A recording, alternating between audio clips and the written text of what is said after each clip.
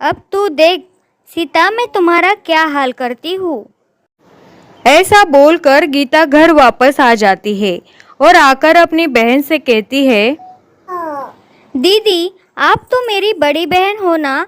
आप जो मुझे समझाने की बातें करती थी, सही करती थी।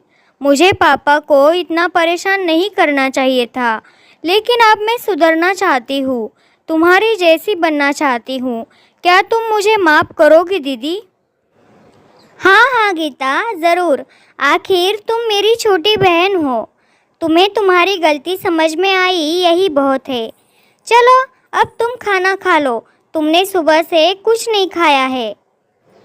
नहीं नहीं दीदी, मुझे मेरे एक दोस्त ने बर्थडे पे बुलाया है, हम दोनों वही खाना खाएंगे। आप मेरे साथ चलोगी ना दीदी? सीता गीता के साथ निकल जाती है, लेकिन उसे यह कहाँ पता था कि उसकी छोटी बहन उसे धोखा दे रही है। वह बेचारी तो उसके साथ बिना कुछ सोचे निकल जाती है। गीता मन ही मन खुश हो रही थी। सीता की बच्ची, अब आएगा असली मज़ा। अब मैं तुझे ऐसी जगह लेके जाऊंगी जहाँ से तुम कभी वापस नहीं आ पाओगी, और ना ही पापा कभी तेरी तारीफ करेंगे, और ना ही मुझे डांट खानी पड़ेगी। बेवकूफ़, अब तू उस पहाड़ी में हमेशा के लिए कैद हो जाएगी। ऐसा सोचकर गीता बहुत खुश हो जाती है। बहुत समय हो चुका था। चलते चलते अब वह दोनों ऊंची पहाड़ी के पास आ गए थे। जंगल से डरावनी आवाजें आ रही थी। तभी सीता गीता से कहती है, गीता, तुम यहाँ मुझे कहाँ लेकर आई हो? यहाँ कितनी डरावनी आवाज़ें आ रही है। कहीं हम गलत रास्ते से तो नहीं आ गए? तुम्हारी दोस्त का घर कहाँ है? सीता गीता से पूछ रही थी, लेकिन गीता कोई जवाब नहीं दे रही थी। चलते चलते एक गुफा आ जाती है। गीता सीता को लेकर उस गुफा में जाती है। तभी अचानक से वह गुफा बंद हो जाती है और वहां पर सीढ़ियां आ जाती है। दोनों बहनें सीढ़ियां चढ़कर ऊपर जाती है तो ऊपर उन्हें एक परी मिलती है। तुम दोनों का परीलोक में स्वागत है। तभी गीता बोलती है, परी जी, आप इस सीता की बच्ची को पकड़ लो, मुझे जाने दो। मैं तो इसे यहाँ छोड़ने आई थी, बेकार में फंस गई। आप मुझे जाने दो परी जी। क्या गीता, तुम मुझे मारना चाहती थी? मैंने तुम्हारी बातों पर भरोसा किया और तुमने इतनी गिरी हुई हरकत कर दी। कैसी बहन हो तुम? अब देखो, तुम्हारी वजह से हम यहाँ फंस गए ना।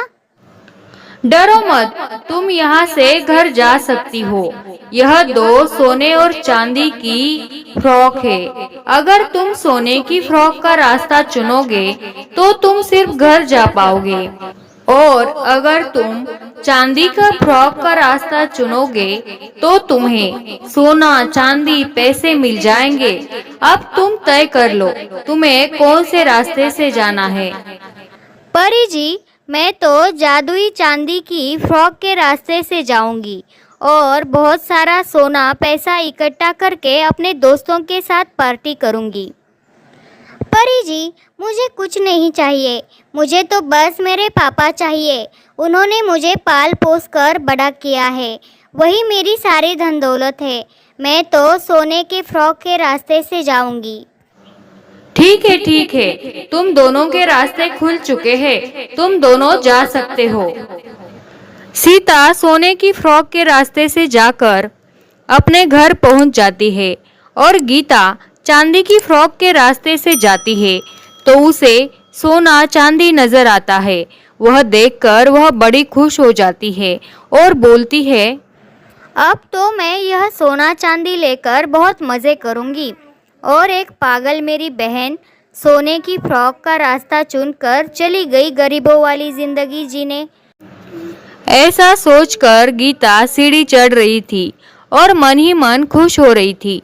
तभी अचानक से वह एक अंधेरी गुफा में पहुंच जाती है। वह रोने लगती है। तभी उसे एक आवाज सुनाई देती है, गीता जो दूसरों के लिए गड्ढा खोदते हैं वह अक्सर खुद ही उसमें गिर जाते हैं। तुम्हें यहाँ से जाने का एक मौका मिल रहा था, लेकिन तुमने वह भी गवा दिया यह रास्ता चुनकर। अब तुम यही अटकी रहोगी हमेशा के लिए। गीता बहुत रोती है, लेकिन कुछ फायदा नहीं होता और दूसरी तरफ सीता अपने पापा के साथ एक तो दोस्तों, कैसी लगी आज की ये हमारी कहानी? आई होप आप सबको पसंद आई हो। अगर कहानी पसंद आई है तो चैनल को सब्सक्राइब ज़रूर करें और वीडियो को लाइक और शेयर करें। चलिए, बाय बाय।